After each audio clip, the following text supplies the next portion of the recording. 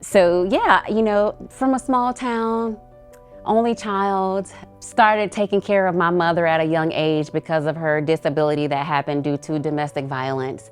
I'm still the primary caregiver for my mother, you know.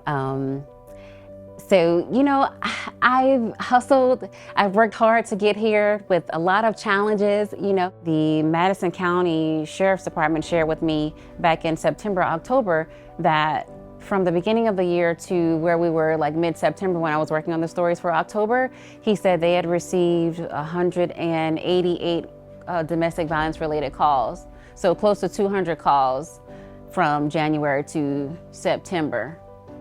And he said that was an increase, from the year before. I can remember those experiences and what it was like to be a child, which is why I spend so much time now in my personal life trying to do what I can to help other people who are trying to get out of violent relationships, and to give children like that a little light, because it's tough, it's dark, it's a dark space to exist when you have violence in your home like that. And so in my case, my mother was permanently disabled because of the trauma was so severe.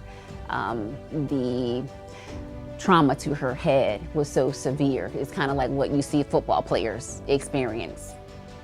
Yeah. My mother was diagnosed with schizophrenia and bipolar disorder and depression, all due to the physical trauma of her brain and the imbalances that were created because of the trauma.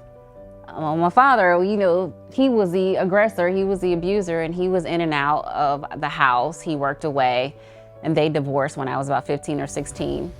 And my mother said I was the reason why she finally divorced my father, because I told her she needed to leave. So imagine once you hear your baby tell you, Mom, you need to leave, you need to get out of the situation.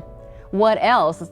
That would be the thing to get through to you, is hearing your baby tell you that, And so finally she mustered up the courage and she did divorce.